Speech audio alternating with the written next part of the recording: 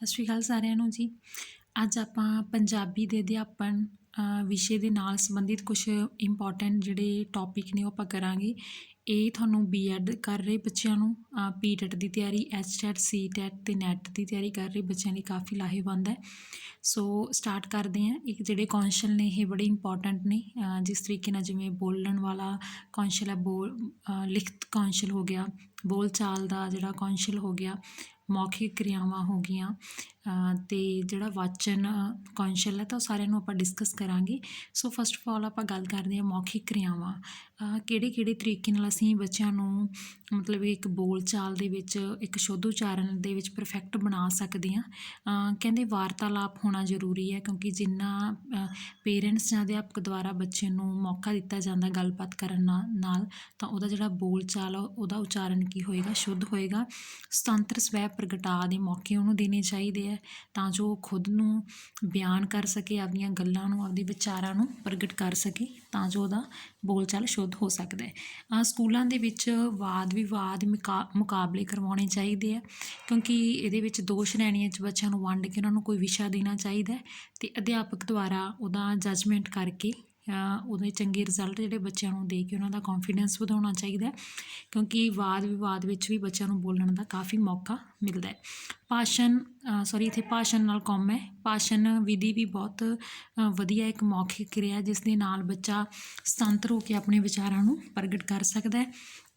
ਕਹਾਣੀ ਸੁਣਾਉਣਾ, ਇਹ ਵੀ ਇੱਕ ਬੱਚਿਆਂ ਦੇ ਵਿੱਚ ਤਰਕ ਸ਼ਕਤੀ ਨੂੰ, ਵਿਚਾਰ ਸ਼ਕਤੀ ਨੂੰ ਪ੍ਰੈਜੈਂਟ ਕਰਨ ਦੇ ਵਿੱਚ ਬੜੀ ਹੈਲਪ ਕਰਦੀ ਹੈ।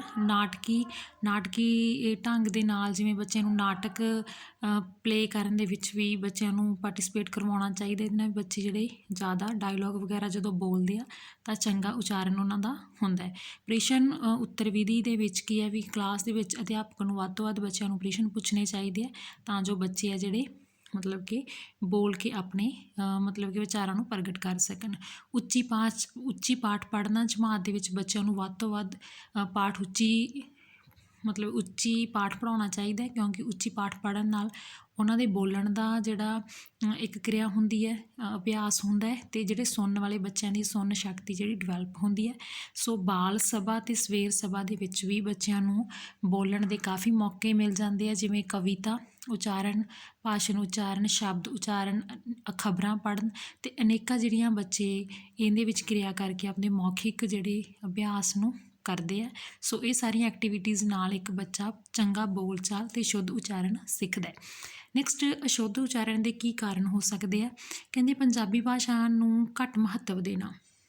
ਜਿਵੇਂ ਆਪਾਂ ਕਹਿ ਸਕਦੇ ਹਾਂ ਅਸ਼ੁੱਧ ਉਚਾਰਨ ਤਾਂ ਹੀ ਹੁੰਦਾ ਜਦੋਂ ਆਪਾਂ ਭਾਸ਼ਾ ਦੀ ਪ੍ਰੈਕਟਿਸ ਨਹੀਂ ਕਰਦੇ, ਉਹਦੇ ਸੰਬੰਧਿਤ ਕੋਈ ਵਿਚਾਰ ਨਹੀਂ ਰੱਖਦੇ, ਤਾਂ ਦੂਸਰੀਆਂ ਭਾਸ਼ਾਵਾਂ ਨੂੰ ਅਸੀਂ ਜ਼ਿਆਦਾ ਫੋਕਸ ਕਰਦੇ ਹਾਂ। ਤਾਂ ਸੋ ਦੈਟਸ ਵਾਈ ਇਹ ਜਿਹੜੀ ਹੈ ਪੰਜਾਬੀ ਭਾਸ਼ਾ ਦੇ ਵਿੱਚ ਸ਼ੁੱਧ ਉਚਾਰਨ ਆ ਜਾਂਦਾ ਹੈ। ਮੌਖਿਕ ਕਾਰਜ ਦੀ ਘਾਟ ਅਤੇ ਮੌਖਿਕ ਪ੍ਰੀਖਿਆਵਾਂ ਦੀ ਕਮੀ। ਜੇ ਬੱਚੇ ਨੂੰ ਕੋਈ ਮੌਖਿਕ ਐਕਟੀਵਿਟੀ ਨਹੀਂ ਕਰਵਾਈ ਜਾਊਗੀ, ਜਿਵੇਂ ਤੁਹਾਨੂੰ ਮੈਂ ਦੱਸਿਆ ਭਾਸ਼ਣ ਹੈ, ਕਹਾਣੀ ਸੁਣਾਉਣਾ, ਬਾਲ ਸਭਾ ਦੇ ਵਿੱਚ ਮੌਕੇ ਜਾਂ ਉਹਨਾਂ ਤੋਂ ਕੋਈ ਪ੍ਰਸ਼ਨ ਉੱਤਰ ਹੀ ਨਹੀਂ ਪੁੱਛੇ ਜਾਣਗੇ, ਤਾਂ ਇਹ ਵੀ ਇੱਕ ਕਾਰਨ ਹੈ ਜਿਹਦੇ ਨਾਲ ਬੱਚਿਆਂ ਦੀ ਭਾਸ਼ਾ ਦੇ ਵਿੱਚ ਪਕੜ ਘੱਟ ਹੋਊਗੀ ਅਤੇ ਉਹ ਅਸ਼ੁੱਧ ਉਚਾਰਨਗੇ। ਅਧਿਆਪਕ ਦੀ ਅਯੋਗਤਾ ਵੀ ਇੱਕ ਕਾਰਨ ਹੈ। ਜੇ ਅਧਿਆਪਕ ਬੱਚਿਆਂ ਦੀਆਂ ਗਲਤੀਆਂ ਨੂੰ ਅਣਗਹਿਲਾ ਕਰਦਾ ਜਾਂ ਉਹ ਅਭਿਆਸ ਦੇ ਕਾਰਜ ਨਹੀਂ ਕਰਵਾਉਂਦਾ ਜਾਂ ਕੋਈ ਉਹ ਇਹੋ ਜਿਹੀਆਂ ਐਕਟੀਵਿਟੀਆਂ, ਮੌਖਿਕ ਕਿਰਿਆਵਾਂ ਨਹੀਂ ਕਰਵਾਉਂਦਾ, ਤਾਂ ਬੱਚਿਆਂ ਦੇ ਵਿੱਚ ਅਸ਼ੁੱਧ ਉਚਾਰਨ ਕਿਤੇ ਨਾ ਕਿਤੇ ਦੇਖਣ ਨੂੰ ਮਿਲਦਾ। ਸੋ ਅਧਿਆਪਕ ਨੂੰ ਵੀ ਆਪਦੀ ਤਰਕ ਸ਼ਕਤੀ ਨਾਲ, ਆਪਦੀ ਯੋਗਤਾ ਨਾਲ, ਆਪਦੀ ਕਾਬਲੀਅਤ ਨਾਲ ਬੱਚੇ ਨੂੰ ਇੱਕ ਸ਼ੁੱਧ ਉਚਾਰਨ ਕਰਵਾਉਣਾ ਚਾਹੀਦਾ ਹੈ। ਕਈ ਹੁੰਦਾ ਸਰੀਰਕ ਕਾਰਨ ਅਤੇ ਮਨੋਵਿਗਿਆਨਕ ਕਾਰਨ ਵੀ ਹੋ ਸਕਦੇ ਆ। ਬੱਚੇ ਦੀ ਮਤਲਬ ਕੋਈ ਜਮਾਂਦਰੂ ਜਾਂ ਕੋਈ ਇੰਸੀਡੈਂਟ ਵਾਪਰ ਜਾਂਦਾ ਜਿਹਦੇ ਕਰਕੇ ਬੱਚਿਆਂ ਦੇ ਵਿੱਚ ਕੁਛ ਸਰੀਰਕ ਅਤੇ ਮਨੋਵਿਗਿਆਨਕ ਜਿਹੜੇ ਕਾਰਨ ਵੀ ਹੋ ਸਕਦੇ ਆ, ਜਿਹਦੇ ਕਰਕੇ ਉਹ ਸ਼ਬਦਾਂ ਨੂੰ ਸਹੀ ਉਚਾਰ ਨਹੀਂ ਸਕਦਾ। ਸਮਾਜਿਕ ਅਤੇ ਪਰਿਵਾਰਕ ਕਾਰਨ ਵੀ ਹੋ ਸਕਦੇ ਆ। ਸਮਾਜ ਦੇ ਵਿੱਚ ਉਹ ਕਿਹੋ ਜਿਹੇ ਲੋਕਾਂ ਦੇ ਵਿੱਚ ਰਹਿੰਦਾ ਹੈ ਅਤੇ ਪਰਿਵਾਰ ਦਾ ਕਈ ਵਾਰ ਮਾਹੌਲ ਨਹੀਂ ਸਹੀ ਹੁੰਦਾ, ਜਾਂ ਮਾਪੇ ਉਹਨੂੰ ਉਸ ਤਰੀਕੇ ਨਾਲ ਨਹੀਂ ਉਹਨਾਂ ਸਮਝਾ ਪਾਉਂਦੇ ਜਾਂ ਉਹਦੇ ਸ਼ਬਦਾਂ ਦੇ ਉਚਾਰਨ ਦੇ ਵਿੱਚ ਨਹੀਂ ਧਿਆਨ ਦਿੰਦੇ, ਤਾਂ ਕਿਤੇ ਨਾ ਕਿਤੇ ਇਹ ਵੀ ਕਾਰਨ ਸਾਬਤ ਸਿੱਧ ਹੁੰਦੇ ਆ। ਕਹਿੰਦੇ ਹੋਰ ਭਾਸ਼ਾਵਾਂ ਦਾ ਪ੍ਰਭਾਵ ਵੀ ਜਿਹੜਾ ਹੈਗਾ ਵੀ ਬੱਚੇ ਹੋਰ ਚੀਜ਼ ਨੂੰ ਪ੍ਰੈਫਰ ਕਰਦੇ ਆ, ਜਿਵੇਂ ਹੋਰ ਭਾਸ਼ਾਵਾਂ ਨੂੰ ਉਹਦੇ ਵਿੱਚ ਪੇਰੈਂਟਸ ਵੀ ਇੰਟਰਸਟਡ ਹੁੰਦੇ ਆ। ਸੋ ਦੈਟਸ ਵਾਈ ਜਿਹੜੇ ਬੱਚੇ ਆ ਉਹ ਆਪਣੀ ਜਿਹੜੀ ਪੰਜਾਬੀ ਭਾਸ਼ਾ ਚਾਹੇ ਉਹ ਕਿਸੇ ਵੀ ਭਾਸ਼ਾ ਦੇ ਵਿੱਚ ਨਿਪੁੰਨ ਨਹੀਂ ਹੋਣਗੇ ਜੇ ਉਹ ਹੋਰ ਭਾਸ਼ਾਵਾਂ ਵੱਲ ਖਿਚਾਅ ਰੱਖਣਗੇ। ਆਰਥਿਕ ਕਾਰਨ ਵੀ ਹੋ ਸਕਦੇ ਆ ਵੀ ਜਿਨ੍ਹਾਂ ਦੇ ਪੇਰੈਂਟਸ ਗਰੀਬ ਨੇ ਉਹ ਬੱਚਿਆਂ ਨੂੰ ਉਹਨਾਂ 'ਚੋਂ ਅਨਪੜ੍ਹ ਨੇ ਤਾਂ ਕਈ ਕਾਰਨ ਕਰਕੇ ਉਹ ਬੱਚਿਆਂ ਨੂੰ ਉਹਨਾਂ ਵਧੀਆ ਤਰੀਕੇ ਨਾਲ ਉਚਾਰਨ ਜਿਹੜਾ ਨਹੀਂ ਕਰਵਾ ਸਕਦੇ। ਸੋ ਉਸ ਤੋਂ ਬਾਅਦ ਗੱਲ ਕਰਦੇ ਹਾਂ ਲਿਖਣ ਸਿਖਾਉਣ ਦੇ ਉਦੇਸ਼ ਅਤੇ ਵਿਧੀਆਂ। ਕਹਿੰਦੇ ਸਹੀ ਵਰਨਾਂ ਦੇ ਸ਼ਬਦਾਂ ਜੋੜਾਂ ਦੀ ਸਿੱਖਿਆ ਦੇਣੀ ਚਾਹੀਦੀ ਹੈ।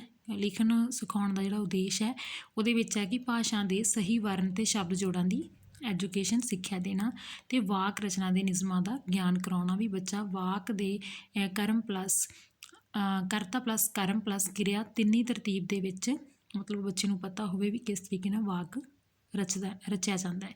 ਮੁਹਾਵਰੇ ਕਹਾਵਤਾਂ ਭਾਸ਼ਾ ਸ਼ੈਲੀ ਅਤੇ ਵਿਸ਼ਰਾਮ ਚਿੰਨ੍ਹਾਂ ਬਾਰੇ ਜਾਣਕਾਰੀ ਦੇਣਾ।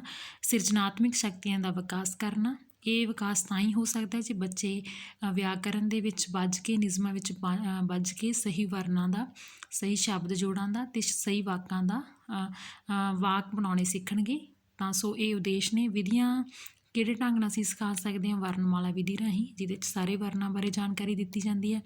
ਅੱਖਰ ਜੁੱਟ ਵਿਧੀ ਨਾਲ ਜਿਹਦੇ 'ਚ ਇੱਕੋ ਤਰਤੀਬ ਦੇ ਜਿਹੜੇ ਸ਼ਬਦ ਹੁੰਦੇ ਇੱਕੋ ਬਣਤਰ ਦੇ ਸ਼ਬਦਾਂ ਨੂੰ ਸਿਖਾਇਆ ਜਾ ਸਕਦਾ ਹੈ।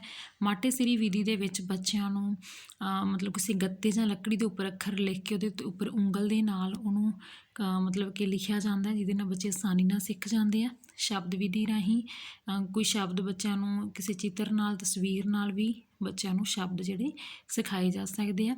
ਵਾਕ ਵਿਧੀ ਦੇ ਵਿੱਚ ਵੀ ਬੱਚਿਆਂ ਨੂੰ ਵਾਕਾਂ ਨੂੰ ਕਿਸ ਤਰੀਕੇ ਨਾਲ ਕਿਸੇ ਤਸਵੀਰ ਦੇ ਵਿੱਚ ਜਾਂ ਉਹਨਾਂ ਦੇ ਵਿੱਚ ਉਹਨਾਂ ਨੂੰ ਬੋਲ ਕੇ ਲਿਖਣ ਦੀ ਜਿਹੜੀ ਪ੍ਰੈਕਟਿਸ ਕਰਵਾਈ ਜਾ ਸਕਦੀ ਹੈ। ਪੂਰਨਿਆਂ ਉੱਤੇ ਅਧਿਆਪਕ ਦੁਆਰਾ ਜੋ ਪੂਰਨੇ ਪਾਏ ਜਾਂਦੇ ਆ ਉਹਦੇ ਉੱਤੇ ਬੱਚਾ ਕਲਮ ਨਾਲ ਜਾਂ ਪੈਨਸਿਲ ਦੇ ਨਾਲ ਲਿਖਣਾ ਸਿੱਖਦਾ ਹੈ। ਬੋਲ ਲਿਖਤ 'ਚ ਬੱਚਾ ਬੋਲ ਕੇ ਉਸ ਚੀਜ਼ ਨੂੰ ਲਿਖਦਾ ਤਾਂ ਬੱਚੇ ਦੇ ਦੋ ਕੌਸ਼ਲ ਵਿਕਸਿਤ ਹੁੰਦੇ ਆ ਵੀ ਉਹ ਅੱਖਰ ਨੂੰ ਵੀ ਬੋਲ ਰਿਹਾ ਅਤੇ ਨਾਲ ਉਹਨੂੰ ਲਿਖ ਰਿਹਾ ਜਿਹਦੇ ਨਾਲ ਉਹਨੂੰ ਜ਼ਿਆਦਾ ਸਮੇਂ ਲਈ ਚੀਜ਼ ਯਾਦ ਰਹਿੰਦੀ ਹੈ। ਸੋ ਸ਼ਬਦ ਜੋੜਾਂ ਦੀਆਂ ਗਲਤੀਆਂ ਅਤੇ ਸੁਧਾਰ ਲਈ ਯਤਨ। ਹੁਣ ਸ਼ਬਦ ਜੋੜਾਂ ਵਿੱਚ ਗਲਤੀਆਂ ਕਿਉਂ ਹੁੰਦੀਆਂ ਅਤੇ ਇਸ ਨੂੰ ਕਿਸ ਤਰੀਕੇ ਨਾਲ ਸੁਧਾਰਿਆ ਜਾ ਸਕਦਾ ਹੈ? ਕਹਿੰਦੇ ਸ਼ੁੱਧ ਉਚਾਰਨ ਦੇ ਕਈ ਕਾਰਨ ਨੇ ਸ਼ਬਦ ਜੋੜਾਂ ਦੀਆਂ ਵਿੱਚ ਗਲਤੀਆਂ ਦੇ ਕਾਫੀ ਕਾਰਨ ਨੇ। ਜਿਵੇਂ ਸ਼ੁੱਧ ਉਚਾਰਨ, ਜਦੋਂ ਅਸ਼ੁੱਧ ਉਚਾਰਨ ਹੋਊਗਾ ਤਾਂ ਬੱਚੇ ਲਗਭਗ ਸ਼ਬਦ ਨੂੰ ਗਲਤ ਹੀ ਲਿਖਣਗੇ। ਫਿਰ ਮਾਤਰਾਵਾਂ ਦਾ ਘੱਟ ਗਿਆਨ ਬੱਚੇ ਨੂੰ, ਜੇ ਆਪਾਂ ਇੱਥੇ ਇਹੀ ਨਹੀਂ ਦੱਸਾਂਗੇ ਵੀ ਮੁਹਾਰਨੀ ਕੀ ਹੈ, ਕਿਸ ਤਰੀਕੇ ਨਾਲ ਜਿਹੜੀਆਂ ਲਗਾ ਮਾਤਰਾਵਾਂ ਲੱਗਦੀਆਂ ਤਾਂ ਬੱਚੇ ਨੂੰ ਸ਼ਬਦ ਜੋੜਾਂ ਵਿੱਚ ਉਹਨਾਂ ਦੀਆਂ ਗਲਤੀਆਂ ਹੋਣਗੇ। ਲਿਖਣ ਸਮੇਂ ਲਾਪਰਵਾਹੀ, ਕੁਛ ਬੱਚੇ ਕੀ ਹੁੰਦੇ ਆ ਲਿਖਣ ਸਮੇਂ ਕਾਹਲੀ ਕਰਦੇ ਆ ਤਾਂ ਉਸ ਦੇ ਵਿੱਚ ਟੀਚਰ ਨੂੰ ਧਿਆਨ ਰੱਖਣਾ ਚਾਹੀਦਾ। ਜੇ ਅਧਿਆਪਕ ਦੀ ਅਣਗਹਿਲੀ ਰਹੂਗੀ ਤਾਂ ਬੱਚੇ ਕੀ ਹੈ ਲਿਖਣ ਦੇ ਸਮੇਂ ਲਾਪਰਵਾਹੀ ਕਰਨਗੇ। ਅਤੇ ਹੋਰ ਭਾਸ਼ਾਵਾਂ ਦਾ ਕਈ ਵਾਰ ਪ੍ਰਭਾਵ ਹੁੰਦਾ, ਬੱਚੇ ਆਪਣੀ ਮਾਤ ਭਾਸ਼ਾ ਦੇ ਵਿੱਚ ਇੰਟਰਸਟ ਹੀ ਨਹੀਂ ਦਿੰਦੇ, ਹੋਰ ਭਾਸ਼ਾਵਾਂ ਨੂੰ ਸਿੱਖਣ ਵਿੱਚ ਜ਼ਿਆਦਾ ਇੰਟਰਸਟਡ ਹੁੰਦੇ ਆ। ਇਹ ਵੀ ਇੱਕ ਕਾਰਨ ਹੈ। ਸਰੀਰਕ ਕਾਰਨ ਵੀ ਹੋ ਸਕਦੇ ਆ ਵੀ ਬੱਚੇ ਇਹਦੇ ਵਿੱਚ ਕੋਈ ਇਹੋ ਜਿਹੀਆਂ ਕਮੀਆਂ ਹੋਣ ਜਿਹਦੇ ਕਰਕੇ ਉਹ ਲਿਖ ਨਾ ਪਾਉਂਦਾ ਹੋਵੇ। ਸੋ ਇਹਨੂੰ ਅਸੀਂ ਸੁਧਾਰ ਕਿਸ ਤਰੀਕੇ ਨਾਲ ਸਕਦੇ ਹਾਂ? ਸੁਧਾਰਨ ਲਈ ਅਸੀਂ ਸ਼ੁੱਧ ਉਚਾਰਨ ਦਾ ਅਭਿਆਸ ਕਰਵਾਇਆ ਜਾਵੇ, ਉੱਚੀ ਪਾਠ ਪੜ੍ਹਾਇਆ ਜਾਵੇ ਉਹਨਾਂ ਨੂੰ, ਤਾਂ ਜੋ ਉੱਚੀ ਉਹ ਪੜ੍ਹਨਗੇ ਜਾਂ ਉਹਦੀਆਂ ਗਲਤੀਆਂ ਕੱਢਾਂਗੇ ਤਾਂ ਉਹ ਸਹੀ ਲਿਖਣਗੇ। ਉਸ ਤੋਂ ਬਾਅਦ ਨਕਲ ਕਰਕੇ ਸੁਲੇਖ ਲਿਖਣਾ, ਉਹਨਾਂ ਨੂੰ ਕੋਈ ਪੇਜ ਦਿੱਤਾ ਜਾਵੇ ਜਿਹਦੇ ਉੱਪਰ ਉਹ ਕਿਸੇ ਨੂੰ ਦੇਖ ਕੇ ਨਕਲ ਕਰਕੇ ਲਿਖਣ, ਇਹਦੇ ਨਾਲ ਵੀ ਉਹਨਾਂ ਦੀ ਪ੍ਰੈਕਟਿਸ ਹੋਊਗੀ। ਸ਼ਬਦ ਕੋਸ਼ਾਂ ਦੀ ਵਰਤੋਂ ਕਰ ਸਕਦੇ ਆ ਉਹ, ਸ਼ਬਦ ਕੋਸ਼ ਵਰਤਣਾ ਚਾਹੀਦਾ ਕਿਉਂਕਿ ਉਹਨਾਂ ਨੂੰ ਕਿੰਨੇ ਸ਼ਬਦਾਂ ਦੇ ਅਰਥ ਪਤਾ ਲੱਗਣਗੇ। ਅਤੇ ਸਰੀਰਕ ਇਲਾਜ ਉਹਨਾਂ ਦਾ ਕਰਵਾਉਣਾ ਚਾਹੀਦਾ ਜੇ ਉਹਨਾਂ ਨੂੰ ਕੋਈ ਸਰੀਰਕ ਤੌਰ 'ਤੇ ਪਰੇਸ਼ਾਨੀ ਹੈ। ਅਤੇ ਅਧਿਆਪਕ ਦੀ ਸ਼ੁੱਧ ਲਿਖਤ ਹੋਣੀ ਚਾਹੀਦੀ ਹੈ। ਜੇ ਅਧਿਆਪਕ ਖੁਦ ਸਾਫ਼ ਲਿਖੂਗਾ ਤਾਂ ਬੱਚੇ ਵੀ ਉਸ ਨੂੰ ਦੇਖ ਕੇ ਸਾਫ਼ ਸਿੱਖਣਗੇ। ਸ਼ਬਦ ਜੋੜ ਨੋਟਬੁੱਕ, ਸ਼ਬਦ ਜੋੜ ਵਾਸਤੇ ਇੱਕ ਨੋਟਬੁੱਕ ਅਲੱਗ ਤੋਂ ਲਵਾਉਣੀ ਚਾਹੀਦੀ ਤਾਂ ਜੋ ਬੱਚਿਆਂ ਦਾ ਅਭਿਆਸ ਕਰਵਾਇਆ ਜਾ ਸਕੇ। ਇਹ ਇੱਥੇ ਮੁਹਾਰਨੀ ਹੈ। ਮੁਹਾਰਨੀ ਦੀ ਵਰਤੋਂ, ਬੱਚਿਆਂ ਨੂੰ ਮੁਹਾਰਨੀ ਬਾਰੇ ਸਾਰਾ ਜਾਣਕਾਰੀ ਦੇਣੀ ਚਾਹੀਦੀ ਹੈ ਤਾਂ ਜੋ ਉਹ ਨਿਯਮਾਂ ਦੇ ਵਿੱਚ ਬੰਨ੍ਹ ਕੇ ਸਹੀ ਸ਼ਬਦ ਬਣਾ ਕੇ ਅਤੇ ਸਹੀ ਵਾਕ ਬਣਾ ਸਕੇ। ਸੋ ਧੰਨਵਾਦ। ਆਸ ਕਰਦੇ ਹਾਂ ਤੁਹਾਨੂੰ ਇਹ ਪੰਜਾਬੀ ਦੇ ਅਧਿਆਪਨ ਦੇ ਜਿਹੜੇ ਕੌਸ਼ਲ ਹੈ ਕਾਫੀ ਹੱਦ ਤੱਕ ਸਮਝ ਆਏ ਹੋਣਗੇ। ਧੰਨਵਾਦ।